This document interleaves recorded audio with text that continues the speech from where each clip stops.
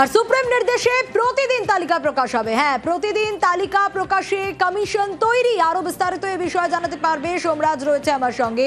সোমরাজ, দেখো, প্রত্যেক দিন সাপ্লিমেন্টারি তালিকা প্রকাশ করতে চায় নির্বাচন কমিশন, এবং সেই কারণে কলকাতা হাইকোর্টকে ইতিমধ্যেই জানিয়েছে তারা যে কলকাতা হাইকোর্ট যদি প্রত্যেক দিন বিকেল 5টার মধ্যে সাপ্লিমেন্টারি তালিকা নিয়ে রিপোর্ট পাঠাতে পারে, তাহলে প্রত্যেক দিন নির্বাচন কমিশন সন্ধ্যাবেলায় সাপ্লিমেন্টারি তালিকা প্রকাশ করে দেবে।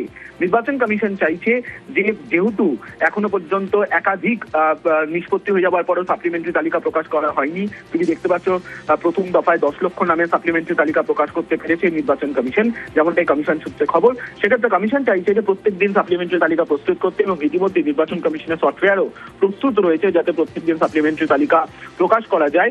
ইতিমধ্যেই তা নিয়ে কলকাতা হাইকোর্টকে জানানো হয়েছে নির্বাচন কমিশনের তরফে বলেই কমিশন সূত্রে জানা যাচ্ছে। সঙ্গে থাকো।